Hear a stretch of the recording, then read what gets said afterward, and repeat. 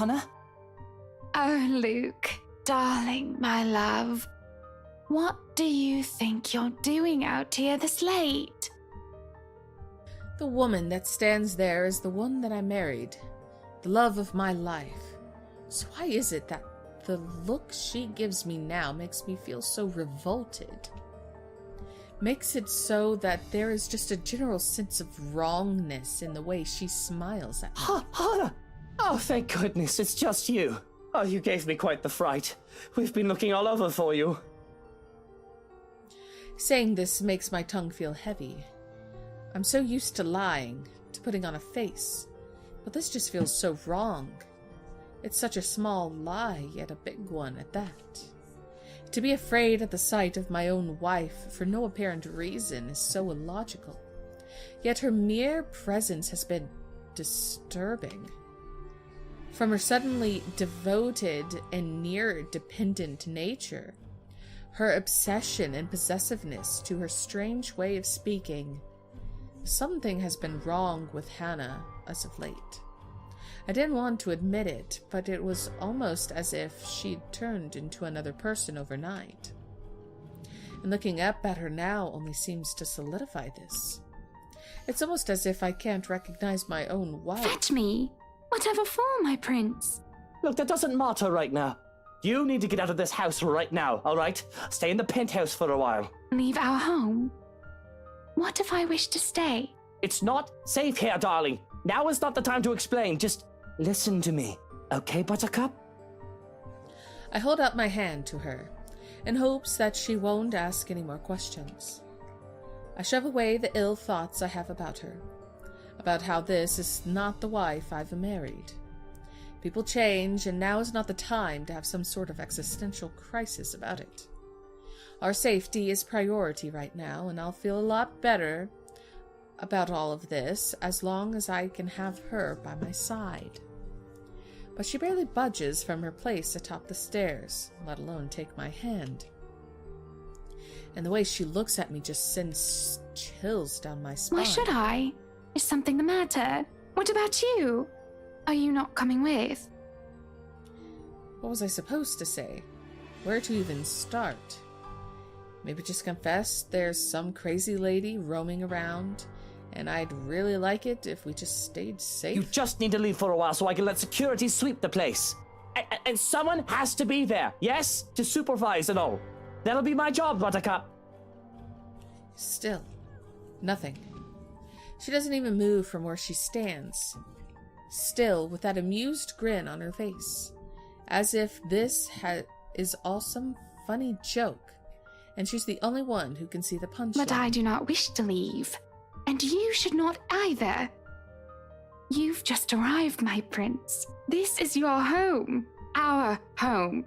Would you really allow others to drive us away from it? Be that as it may, it is dangerous here right now, and I'd rather have you safe than, oh, I don't know, comfortable, or whatever argument you wish to bring up. This is ridiculous, Hannah. We shouldn't be discussing this. You need to leave now. Let me handle things here, Buttercup. It is then that her expression turns absolutely horrific, and everything turns to complete and utter crap. Oh boy. Hannah's body shudders and shakes, as if she's about to have a seizure, until her visage ripples and changes.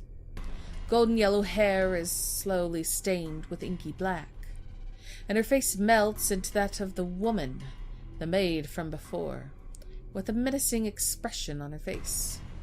Along with it is the shifting of the very ground we stand on. It's a slow thing, a whisper more than a bang, as the darkness creeps into every corner of the room.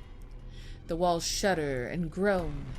Blood runs from the ceiling, crawls down the walls, and stains the floor. It feels as if life itself is being sucked from the house slowly but surely. The beauty of the place is gone, and only the dead, decaying remains of a mansion left in its wake. I don't have to wonder if it is just the foyer that's become this nightmarish place. I can already hear it. Gone are the growling of thunder, and the lashings of rain and wind against the foyer's high windows.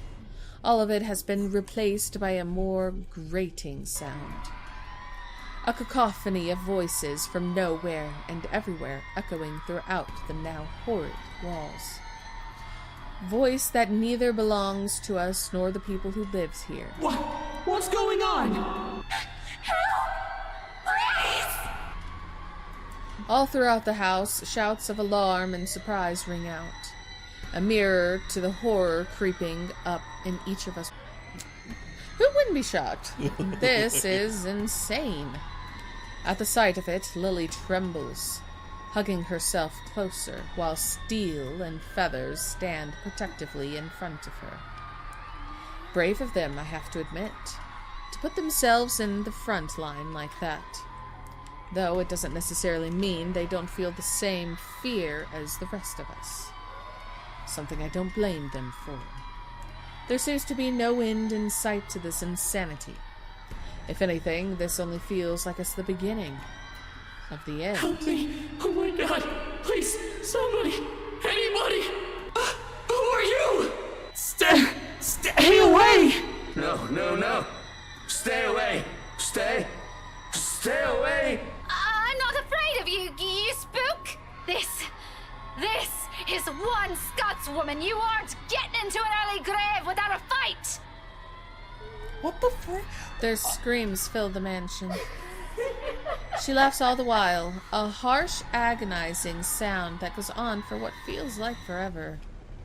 That sounded like, what's her name that died? It was. Until there is nothing but silence.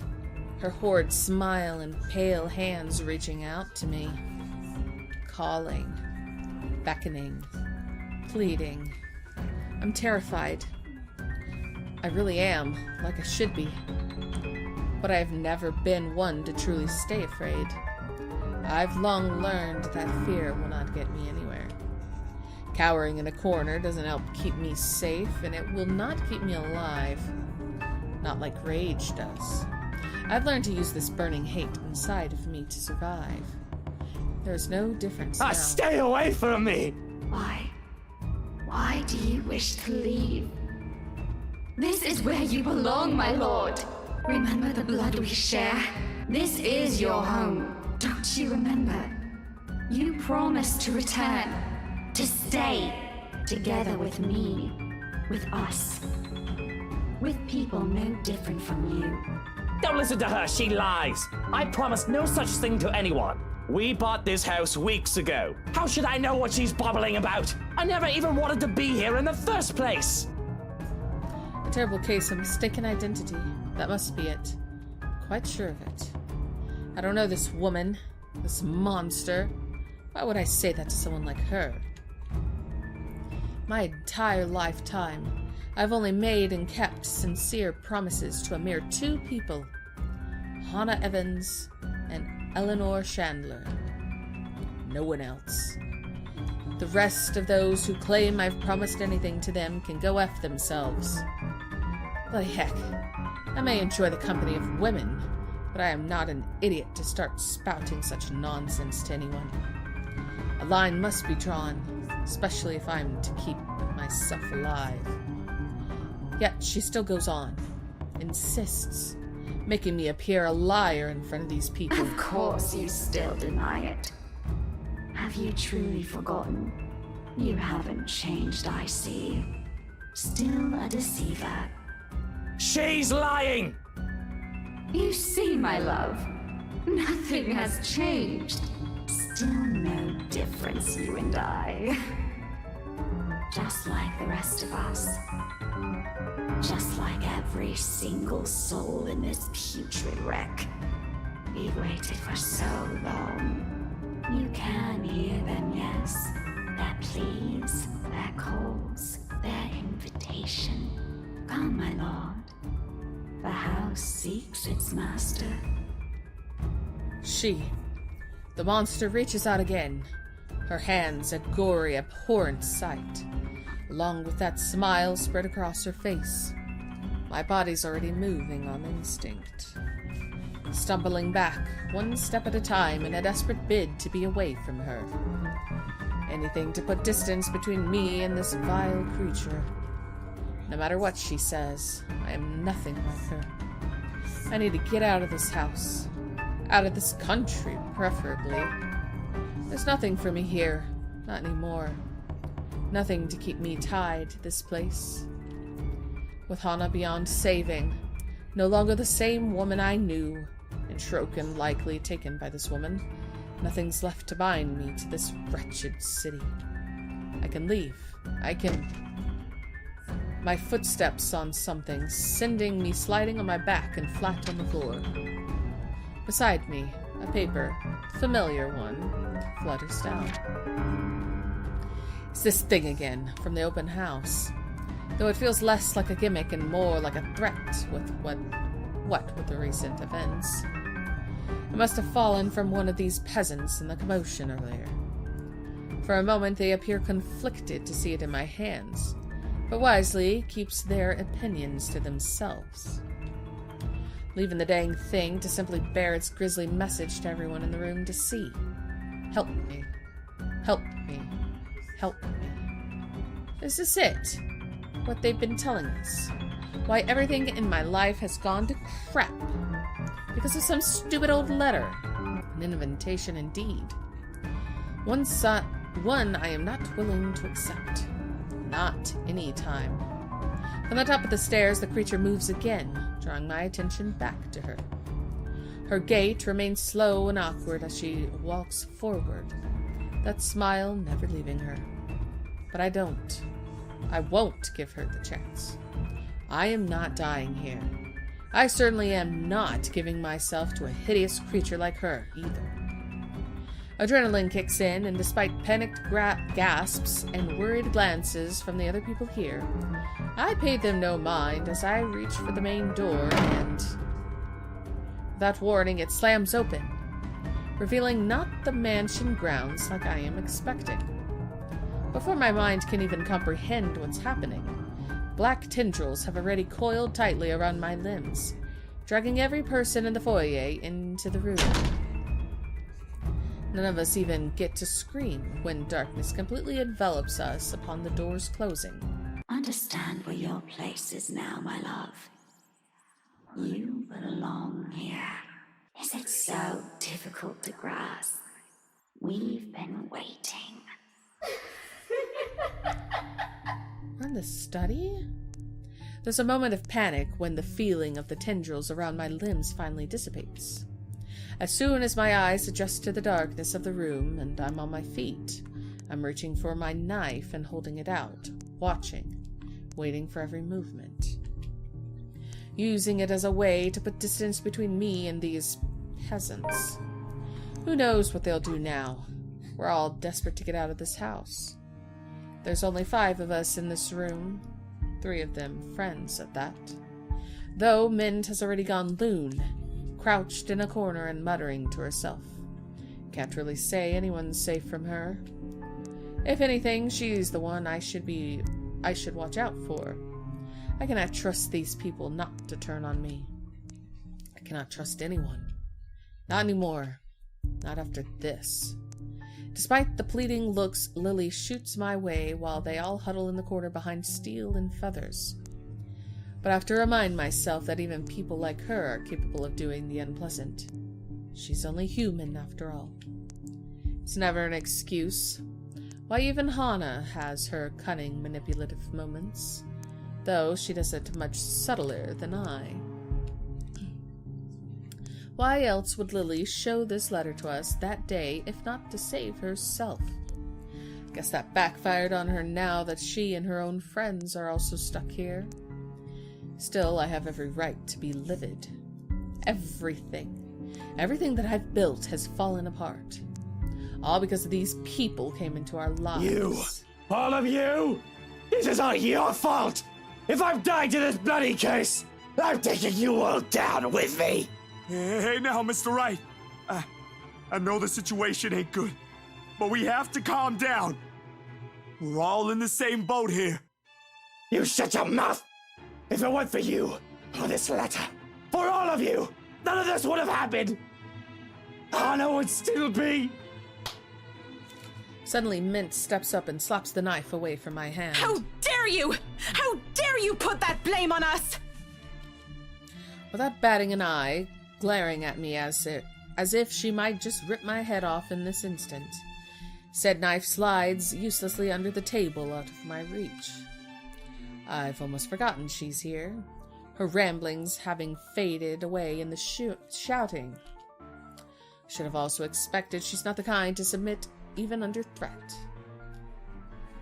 Right now, all of us appears smaller facing her anger. Last I checked, we were only trying to save you from this! And what of Lily over there? You were there when she showed us that paper. Are you saying she is responsible for this mess? For the lives this sorting letter took? Dragging other people into her own problems just so she could save her little sorry self? You think I haven't seen that before? Getting tired of your double standards, Mint. This curse is an entirely different issue, Whiskey. But knowing you and the kind of person you are, I don't doubt that even without that letter you would have— Please stop! All of you stop this! Well, dang. To hear Lily speak out loud, can't say I'm surprised. She has always given me the impression of someone so meek from the moment I've met her, either from her inexperience or her station in life. She has never struck me as someone fitting to be a real estate agent. Until now. Quietly, she puts herself between me and Mint, cutting whatever scathing words we've yet to hurl at each other. The way she glares at me, it reminds me a little of the way my mum would look at me. Particularly when I've done something wrong, and it's not a stare she's unused to showing. She has done this before, probably to a younger sibling. Huh.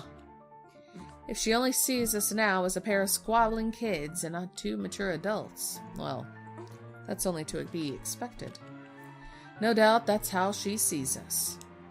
For a long moment, there's only silence in the room. Steel, the big oaf, doesn't even dare break it. Neither does Feathers. With both merely watching us, bunch of wimps, these men.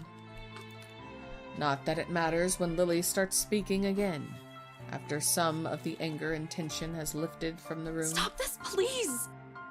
With or without that damn piece of paper, A deep breath, an exhale, and then she closes her eyes, a crease forming between her eyebrows while she grips her hand tightly in front of her. We still would have ended up in this mess. The atmosphere that descends into the room right after that. Admission is anything but pleasant. Can I call it that? An admission? It seems like it from the way her eyes nervously flick between her friends and I. She appears to know more than she lets on, and how she makes herself appear smaller after dropping that bomb on us doesn't sit quite well with me. And patience is something I don't have the luxury of having right now and bestowing upon other people. What else does this girl know? What else is she not telling us? Because from the looks of this, even her friends have no idea what she's talking about. Unwilling to wait, I grab her arm before she retreats without explanation, waving the letter still in my hand in front of her. Ow! Sir, you're hurting me! Hey, hands off her, right? Fuck off, Feathers. I have questions for your friend, and she better have the answers. Then stop taking it out on every single person. Your friend is hiding something! She struggles for a moment, but my hold eventually forces her to look up at me. Fear and uncertainty spreads across her features, especially when her eyes lands on the dang paper. As much as I want to be considerate right now, I want answers. What do you mean, Lily? I'm not sure about it. Don't give me that, you know something! Ow! Please, sir! I know the paper's useless, okay? At the mention of the letter, without warning, Mint snatches the paper out of my hand. It's a miracle it didn't rip right there and there. It's not then and there, it's there and there. But the way she glares at it, I think she may want to do exactly that. We should have gotten rid of this thing! We should have burned it at the first opportunity we got! No, even if we rip it to shreds, it won't do anything. I think... You don't know what I've seen, Santos. There were children! Victims! All because they had no idea what this thing will do to them! Oh God, those poor souls! They were screaming and begging before she... Then what about those people they mentioned in the news lately? All those who died? My coworkers? The open house clients? None of them had seen it. Even Rose.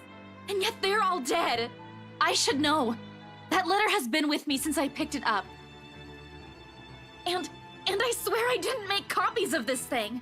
Even if I wanted to save myself, I wouldn't do that to my friends. Or anyone. Is that what the trip to BRC was for? Yes, I'm sorry. I couldn't tell you guys until I was certain. None of you believed me the first time. I had to find proof. And yet we're all here! Are you taking me for a fool, Lily? I have to go with Whiskey on this. Who knows how many has already seen this before you found it? This cursed thing has to go! We would have ended up here either way. Maybe? I really don't know. Sir, please. All I know is that paper isn't the reason why all of this is happening. There's something else that... This place. Steele has been quiet this entire time. That the sound of him talking, however whispered it is, still manages to catch us all off guard. We all pause, turning to him with likely the same questions in our eyes. What? I just remembered something a friend told me. You know, stuff about ghosts or curses. You probably don't want to hear it. No, it might be something. What about this place, Zach? There's still a moment where he hesitates, but Lily's urging eventually spurs him into speaking. Remember what I told you the last time you and Ash visited? A few days ago? You mean what Andrew told you? Those were just stories, Zach. It might not even help. Regardless, Steele pauses while he allows Lily to remember. Soon enough, whatever it is dawns on her, and her face lights up with something like hope. Of all things, in this nightmare, hope? Her head snaps up and she reaches for Steele's arm to give it a squeeze. A reassurance? Or a confirmation?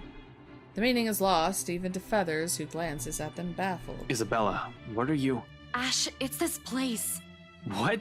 You mean we burn this place down? I still think we should get rid of this letter before we start thinking of destroying a place with some historical value! What? No! We are not burning a multi-million-pound mansion, you peasants! I just spent a fortune on this! It's not only that. Think about it. Then they proceed to tell some ridiculous narrative about the supernatural. Stories about ghosts, legends, curses born out of anger and pain, and whatever else people use to scare children. Not that I believe any of it, as if knowing will help. Bunch of loons, these people. Officially off their rockers. To think I'll be stuck in this nightmare with people like them. What did I ever do to the world? Of course, it's all absurd until... I think it's just like what the professor guy said. Just like that old story. This mansion might be keeping her here. Unless we do something about this place, I don't think she'll leave. Bloody fucking hell! Not only do I have trespassers on my property, but they're also arsonists! What's wrong with that? How dare they suggest something like that? Bloody peasants. My head's already aching just listening to them. To think this is all the solution they can come up with. I should have just stabbed them all and made a run for it. Doesn't help that with each second we spend talking here, the crazier this whole place gets. The voices have become louder and somehow sounding more vicious. If the things in this room start floating, mark my words, I will effing flip out. And they may not be thinking of it right now, but eventually they'll turn on me. Such is the nature of humans. Better find a way out of this place as soon as possible if I want to stay alive. I still have so much to do. None of our choices seem sound, but who knows? We don't understand we don't understand crap about this place. Might as well just try everything, yeah? Whatever works. I also have to be the one to make that bloody decision, and so be it. Less room for errors, with the only sane one doing the thinking. On the off chance I'm wrong, well, they suggested it. I decide to burn the letter or burn the mansion. Burn the mansion. Burn, baby, burn! I'm going to regret this, I will. But with these cries growing louder, this has become the easiest decision I've ever made. Getting tired of hearing her sobbing, really. It's just irritating. Isn't she getting tired of it? Besides, someone has to act fast. Think fast. And what else is the root cause of our problems but this place where the letter was found? No need to make things more complicated. It started here. Why won't it end here? If what Lily has said is true, then there's all the more reason to destroy it. Put an end to this madness before someone thinks of putting this blasted place up on the market. When I get out of this place, I swear I'm suing a bunch of people. Run that estate company to the ground if need be. Well, it's already there, buddy. We spent millions, dang it. Millions. With a sigh, and perhaps a heavy heart, I open one of the drawers in my study table, taking a bottle of liquor out for myself, then passing it on to every occupant in the room. They accept it, but not without a look of protest or confused glance my way. It does shut them all up, so maybe I've done something good. Even more when I pop the cork off the bottle and pour its contents on the floor. Well, what are you simpletons waiting for? We waste no time dousing the whole room, the smell of alcohol filling the air. If I didn't know any better, I'd say they're more than eager to set this whole place on fire. And the blaze catches easily in this room when I set it alight, using the blasted paper as kindling. With the whole place drenched with wine and all manner of things alcoholic I've been hiding from Hana, the small fire soon turns into an inferno. In a matter of seconds, we're out the door. Okay, we're in the kitchen. Doesn't exactly lead where I'm hoping it will. Although ending up in the kitchen does give us more reason to play like a bunch of pyromaniacs. Fishing the liquor stocks from the cupboards, we also do the same thing we've done to the study. Door after door in every room we pass, pouring bottle after bottle of expensive aged liquor. Dang, that's a lot of liquor. Yeah. And setting everything on fire, only leaving once the blaze has started in earnest. When we run out of liquor, we simply drop the bottle and take one off from many nooks I've stashed one. And there's no lack of it in here. The hard stuff, the shorts, the watered-down kind. Gifts from a distant relative, friends, so-called friends, you name it. I've made sure there's always one within reach. How many of these things do you keep in this house? I always have a few bottles in the bedroom, you know, the parlor and the dining room. Oh my gosh, I think you have a problem, Luke. You have problems, man. Well, isn't this the time to discuss them? Yeah, it is. Let's all sit down around the tabletop and let's discuss your problems. Hana had called me out on this numerous times before, telling me the same thing. I've always told her she doesn't know the half of it. before completely dismissing her concerns. Worrywart, that woman. Turns out it'll be useful now. Not to drown out my sorrows, but for this. Wonder of wonders. Though I suppose I can now say it has also saved my life. But there's no time for some introspection now, because with each room we pass and burn, the place also becomes easier to navigate. As if it's slowly righting itself, returning to what it's supposed to be. Soon we finally find ourselves standing before the main door.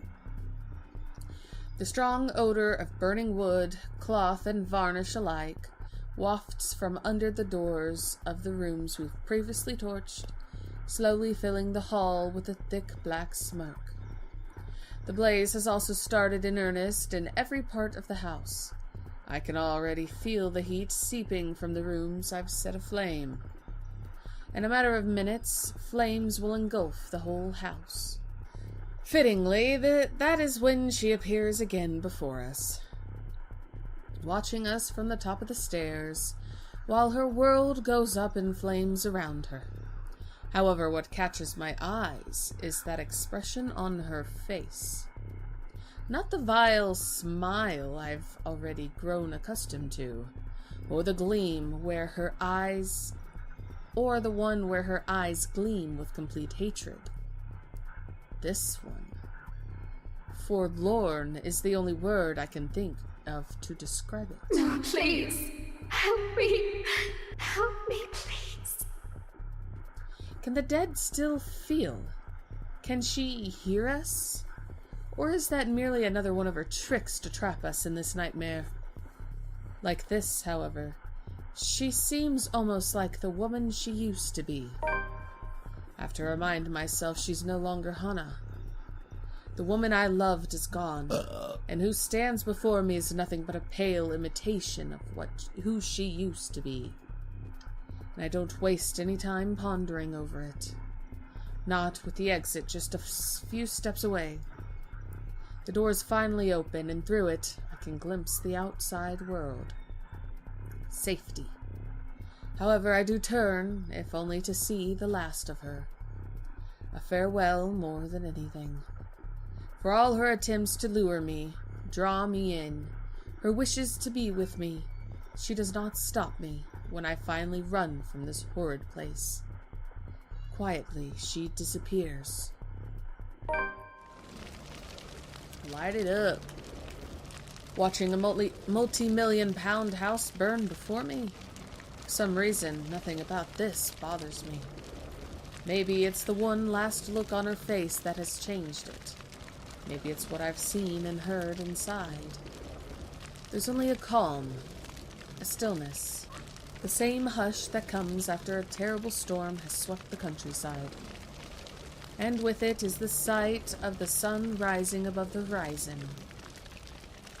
Ever so slow, the sky to lighten before my eyes. Darkness giving way to the warm morning hues. Soft rays spilling over the vast expanse of Luxburn's countryside. Nearby, the trees sway and rustle with the breeze. A passing draft that carries even into this room from outside. Cold enough to make me shiver. The remains of a storm that has passed. In the distance, I can hear the soft chirping of birds, while the rest of the world stirs. Wakes.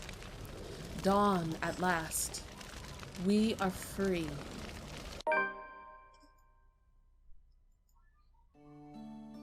Alright, here's our epilogue. Like the flames that engulfed the mansion that night, whispers quickly spread across Luxburn City after the incident. Officers who investigated it have simply deemed it an unfortunate accident, resulting in the deaths of innocent lives.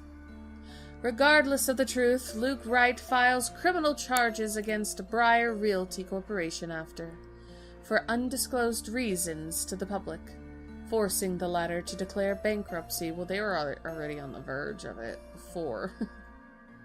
a move that has merely stoked the rumors further. But for those who still believe in the stories of the old and those who know the truth, it is but a testament to the curse and the secrets of Ermengarde Mansion has hidden for centuries. If there will come a time, those will finally be revealed. Only the ashes of the now ruined mansion know. However, on nights when the wind howls and the thunder booms across the sky, some still claim hearing of voices where it once stood, of cries and wails that filled the nights and desperate calls of help for anyone who dares listen.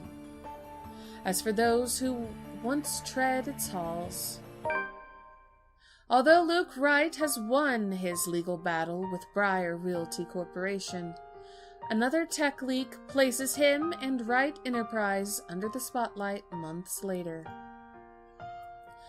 This time, however, with the then Chief Inspector Harvey Lee's sudden absence, the businessman isn't able to escape close scrutiny. In an investigation headed by LPD's Detective Inspector Ashton Frey, all of Wright Enterprises' illegal business dealings within the past 10 years come to light. Although his involvement with other crimes is still being investigated, the disclosure has caused a huge outcry, especially from the city's business sector. Sued on multiple grounds, the company is ultimately forced to shut down. Saving your hide. Meanwhile, to avoid public outrage, the once affluent businessman immediately leaves the city. All of his bank accounts have been emptied, including his Luxburn apartments, leaving not a single trace or clue where he might be hiding. The last anyone has seen of the man was on a flight bound for Ireland. Till this day, no one has heard from him, even his people from the old Wright Enterprise, who have all been left to deal with the aftermath. Though over the past few months, after the situation has calmed, some have made claims of spotting him flitting in and out of the city, if only to check on those he has left behind. Requiem. Months after her recovery, Marianne McCullough heads back to her homeland, ready to close a chapter of a past she was left hanging for so long. There she visits Lorraine's grave, asking for forgiveness from the girl she once loved, something she has intentionally avoided for years. In spite of this, a different regret still clings to her, one that has been left by what she has witnessed inside the Ermengarde mansion. She never returns to Luxburn after, leaving her interior design company in the hands of her secretary instead. But with her absence, the business eventually declines until they are forced to shut it.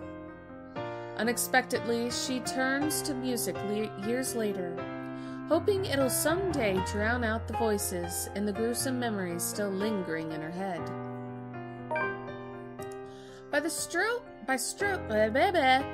By some stroke of luck, or an unfortunate circumstance of fate, Marianne encounters Luke Wright once again, almost a year after she returned home. She meets the man in the local marketplace, newly settled, fumbling, and confused. Although her opinion of him remains ambivalent at best, she reluctantly offers help, especially after seeing him stumble on his Gaelic more times than she deems acceptable, and becomes a start. Not to a close friendship by any means, but perhaps something akin to it. And on better days, when vitriol and scathing words won't get in the way, there's only the pleasant companionship one offers to the other. Casual visits to the other's home, sharing a bottle of wine or two, and simply talking about anything under the sun. A comfort after their mutual loss. Something they both eventually learn to appreciate with time. With the help from family and friends, Zachary Steele is soon able to open a photography studio of his own, with something he has only dreamed of having as a child. Although he still hopes to get back to making indie films someday, client work and small projects has kept him mostly busy. Hectic as it may be, he can only be glad for the amount of work pouring in. It has made moving on from the incident in the Ermengarde mansion easier, if not faster. Even with his success, he still hasn't forgotten what he has lost during that time. But while there are still nightmares, with the support of his family, his doctor, and his own drive, the dark images have finally turned into pleasant dreams. He's aware he won't ever truly forget, but he's no longer running away. At times when he's not busy or after a hard day's work, he thinks there's another story for the big screen to be told in that. An idea he may soon turn into reality once his time affords it. With her newfound courage, Isabella Santos finally chooses to pursue what she really wants for herself. Having made enough to keep her family afloat for a few years, and with their blessing, she quits her job at Briar Realty Corporation, and she takes the scholarship offer from the local university. Though remarkably out of practice and unsure if she'll be able to keep up by the time she returns to the university, she finds her feet soon enough with help from people close to her. And with her confidence and her skills growing, so do the number of people recognizing her and her work. It doesn't take long for several award-giving bodies to take notice of her. For all her accomplishments, however, she has never truly forgotten what happened at the Ermengarde mansion. Nor what she has lost. The images still remain in her, and on particularly unpleasant nights, terrors continue to visit her dreams. She knows those won't ever disappear from her life. It has become a part of her in the same way death has permanently taken from her. However, she's no longer afraid, and with a brave face she carries on, earnestly wishing that someday she'll be able to paint brighter, more vivid thoughts on her canvas. An honest portrayal of life and hope amidst the fear. As pleasant as things have gone in her life recently, Isabella greatly regrets allowing her friendship with Zach to fall apart in the aftermath of the curse. Although theirs isn't brought upon by petty arguments, unlike many others, the lack of communication has proven equally problematic for people like them. Especially with Isabella making a conscious effort to avoid the man, and him, her, once it becomes all too clear that it's no longer something they can fix with friendly jibes. Ultimately, drifting apart becomes certain, taking with it any previous plans they've made. That little exhibit they've both wholeheartedly poured their ideas on seems a faraway dream now. Following his success bringing the Luxburn firm case to a close, Ashton Frey receives a recommendation for transfer to Luxburn's lead agency against organized crimes. An endorsement eagerly backed by the newly appointed successor to the late Chief Inspector Lee, Abigail Harris. Knowing he'll have more resources, leeway, and a bigger chance at ultimately bringing Luke Wright to justice, Ashton Frey accepts. He still warns the people close to him against Wright and his associates, but only a friendly reminder now, more than anything. Though he does worry, he believes they are wise enough to know what they are doing and trusts their judgment. For now, he has decided to leave the evidence in the law to speak for itself, and take care of the man once the proper time comes. Nowadays, police work and operations keep him busy, sometimes taking him away from the city he grew up in for days on end. A rare thing for him to enjoy once upon a time. Yet this time he never loses his drive, simply growing more determined after having finally found a clear purpose close to the rush and excitement he dreamed of as a child.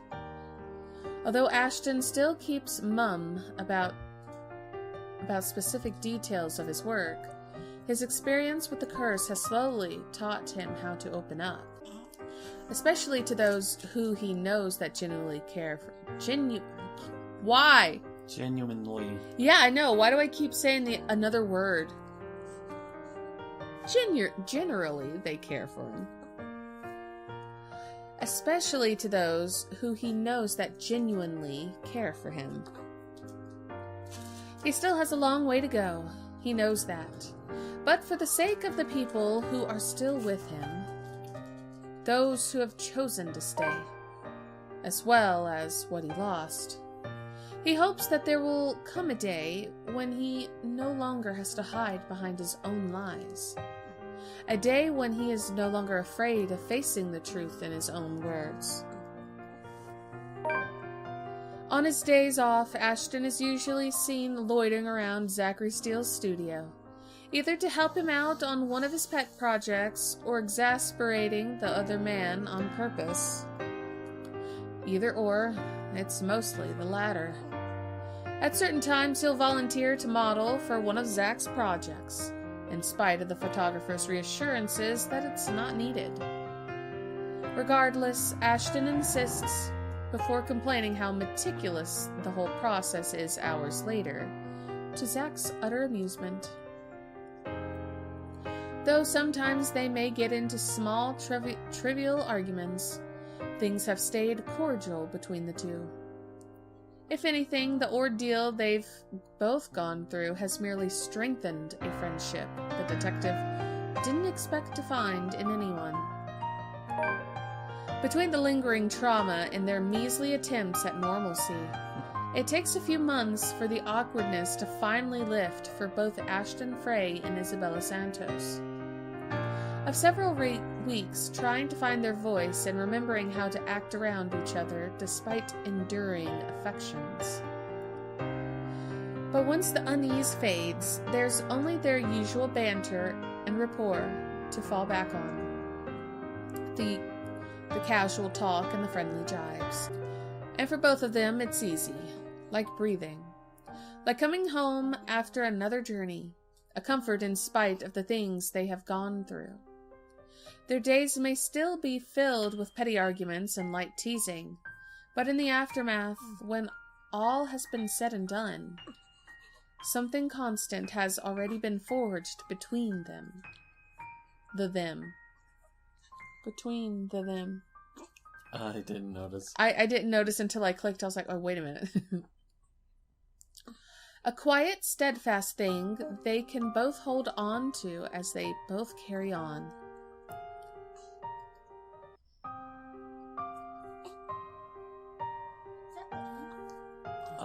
Dot dot dot. Dot dot dot. The end? Question mark? Is that it? Yeah, that's it. Booba. Bob's. Did they get Marianne's voice actress to do this? Did they what? Kind of sounds like her. Marianne's voice actress. Oh, I don't know. It might be.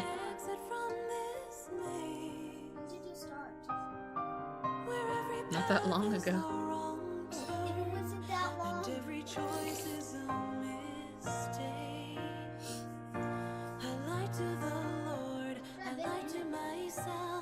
Yeah, it has to be.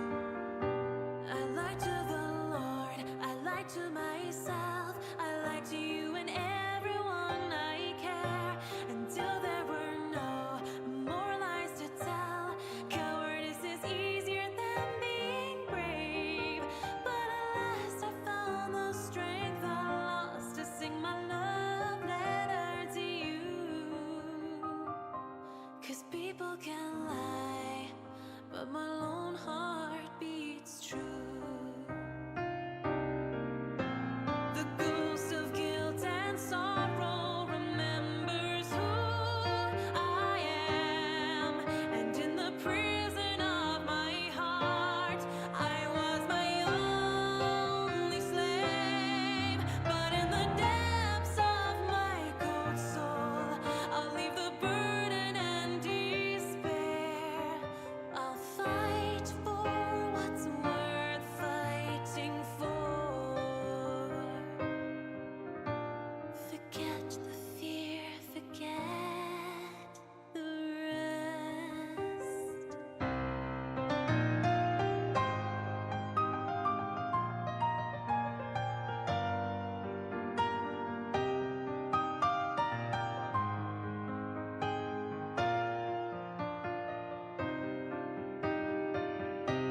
I lied to the Lord, I lied to myself, I lied to you and everyone I care, until there were no more lies to tell.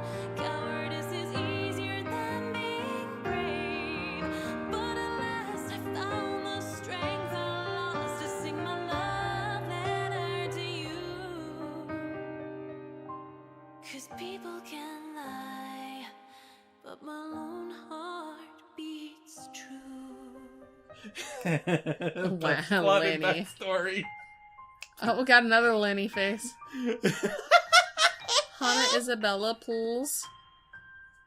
Luke Isabella. No bye. Bruh. That was funny. 2017? Oh! Where are you, Teal? What? She Teal, did. Please. What? She's here. What? She's still here, Teal. I mean, it's possible she could have escaped. Burning the mansion down probably did nothing if she actually escaped. She could have been in the cellar. No, remember they left while she was standing on top of the stairs. But she could have managed to escape. Help me, please. Bro.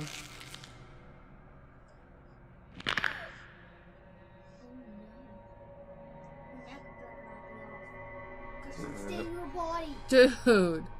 Her head was trying to get off. Good ending. Shattered fairy tale. Yo, what the F? Dear you. If you're reading this, that means you finished the game. In one way or another, and we thank you for that. They are actually working on another one. I don't know if it's finished or if it's getting close to one. Or close to getting finished. Visual novels coming from this. Oh. Well, you could see. But we'll definitely play their new one, I'm sure. Below to find out how. Huh. Okay, so is that technically a bad end? No. Because, I mean, everyone in the main happy. cast are living their lives, though Isabella and Zach are no longer friends. Mm-hmm. That's the only downside I see, unless you want to count Luke, not being caught by Ashton and fleeing before, having a trial or whatever, getting caught and blah, blah, blah. I don't know, like, some people might see that as a bad thing, or others as a good thing. I don't know. I think that's an opinion that everyone else would have a different take on. But as it stands for now, in the friend circle, it sucks that Isabella and Zach lost their friendship. It sucks. But other than that, I think everything else was good. And I would have assumed everything was peachy keen until until that one last cutscene. She killed Kylie. Good. Oh my gosh, can you imagine thinking that's your godmother and being so happy, and then she's literally a monster and she's terrorizing you and then kills you. Oh my gosh. That's why I purposely put the necklace on her. You knew that was gonna happen? No. Oh, yeah. Well, it only took us, what, 3 years or something like that? Yeah, and I'm not gonna do it again. About 3 years? Well, why would we? Why would we go through it again, though? Because I don't want to. I don't care about the other endings. Screw that. Well, Well, do it again for another 3 years. Anyway, you want to play this game for another 3 years? Yeah, and I'll be like, nah. It's gonna take an eternity.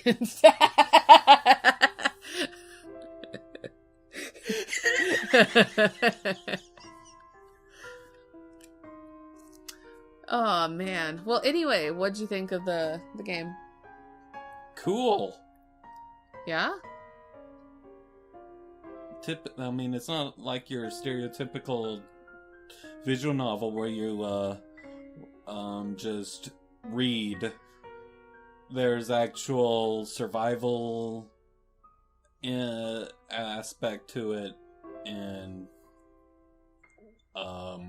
mini games. Yeah. Where you can just instantly die if you mess up. I'm curious what happens if you kill them all. I think you can kill them all. But anyway, that was the letter. I enjoyed playing it. It was a lot of fun. Took a few years, but you know, things happen. People get busy, not a lot of time, but yeah, at least we finally finished, right? Right? No. Oh, okay. Got it. But yeah, anyway, that was a letter. Don't know what's gonna pop up next on my channel. I'll figure it out, but I hope y'all enjoyed, and I will see you all in whatever I make next. All right. See. Bye. Bye.